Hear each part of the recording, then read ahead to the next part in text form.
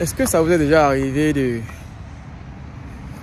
Est-ce que tu es déjà arrivé à un moment de ta vie où tu te poses des questions de devoir changer?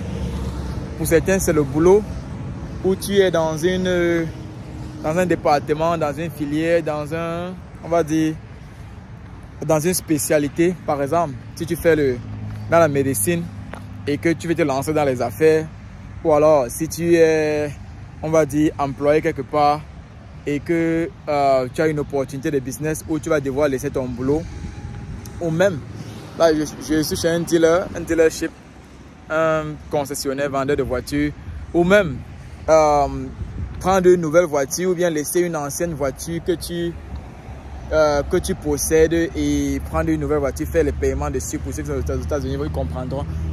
Moi, je suis pas là pour la voiture en passant. Donc, je ne sais pas si ça vous est déjà arrivé d'avoir ce moment de réflexion là, où tu dois prendre une décision vraiment lourde, grande.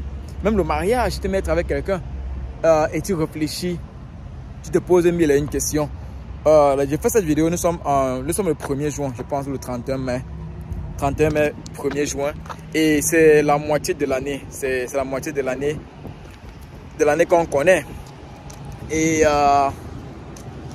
certaines personnes vont attendre jusqu'en fin d'année pour se questionner, pour se remettre en question, pour décider et faire leur bilan de savoir est-ce qu'on a bien fait, comment est-ce qu'on va refaire l'année prochaine. Non, c'est maintenant.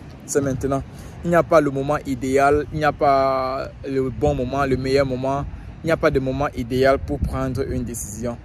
Quand tu réfléchis sur quelque chose pendant longtemps, donne-toi les garde-fous. Comme je prenais l'exemple tout à l'heure sur le boulot, on n'abandonne pas un boulot pour prendre un autre. On merge, on transitionne. Donc, si tu as ton boulot de salarié et que tu veux faire les affaires, donne-toi le temps de faire un peu des affaires jusqu'à ce que ça donne au moins 50%, 60% avant de laisser ton boulot à plein temps. Si tu peux faire les deux, fais les deux. Si tu es en couple avec un partenaire, un homme ou une femme, et que tu n'es pas sûr, prends le temps de ne pas étudier la personne, mais prends le temps de voir le bon côté de la personne, le mauvais côté de la personne, et de pouvoir supporter le mauvais côté de la personne. Parce que le bon côté est toujours bon, et de pouvoir supporter le mauvais côté de la personne. Parce que tu vas faire toute ta vie avec cette personne-là. Prends le temps, il n'y a pas la course, mais tu dois te décider. Tu dois arriver à un certain moment où tu te dis, ok, tu as assez réfléchi, et voilà ton risque. Voilà, et tu es prêt à supporter ce risque-ci. Donc, je fais cette vidéo justement parce que je suis arrivé à un moment de ma vie où je dois décider de comment j'avance professionnellement, la famille, les amis, le business, les loisirs. Je suis arrivé à ce moment de la vie où je dois devoir décider de comment est-ce que ma vie doit prendre un tournant. Est-ce que c'est le dernier tournant? Non. Est-ce que c'est le seul tournant? Non. Mais je dois décider. Comme je disais, nous sommes le 1er juin et ce n'est pas à la fin d'année que je vais attendre d'aller à l'église, mettre mes pieds au sol et dire que c'est le temps du bilan. Non, le bilan c'est maintenant. Le bilan c'est chaque fin de semaine, c'est chaque fin de journée, chaque fin de semaine, chaque fin du mois, chaque 3 mois, chaque 6 mois. On doit toujours se remettre en question, se poser la question, est-ce que je fais bien?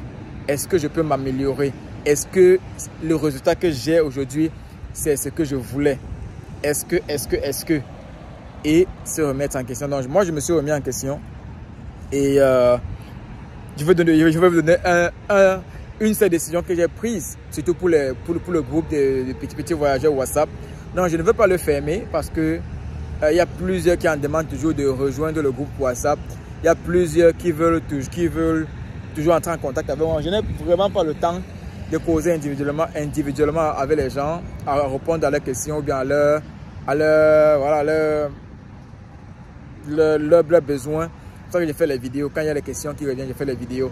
Mais plusieurs sont intéressés plutôt sur l'immigration au lieu de parler du trucking. Et je ne veux pas forcer les gens à parler de ce qu'ils ne veulent pas faire.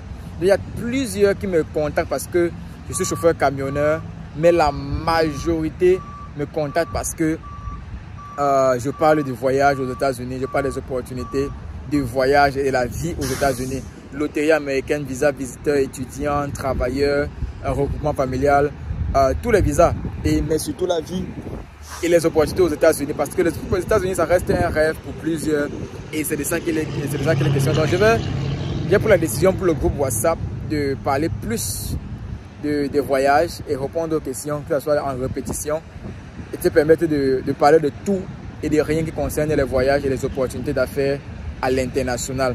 Pour ceux qui voudront, pour le métier de chauffeur camionneur, on va rester aussi dans cette optique-là.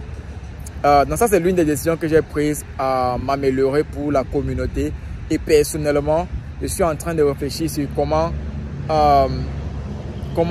m'améliorer professionnellement. Oui, parce que mon contrat est en train d'arriver à terme avec Prime, avec ma compagnie. Il est en train d'arriver à terme dans quelques semaines, quelques mois. Et il faut bien savoir comment tu évolues, pas stagner. Celui qui reste sur place, c'est celui-là qui n'a pas appris de ses erreurs. Donc, comment est-ce que j'évolue pour mieux faire, pour être plus disponible? Parce que, vous voyez, chaque jour, je me plains que je ne suis pas disponible. C'est à cause du boulot. Donc, et ça affecte aussi les enfants, ça affecte mes partenaires, ça affecte la famille en général. Ça affecte le fait de pouvoir faire d'autres activités que j'aimerais bien.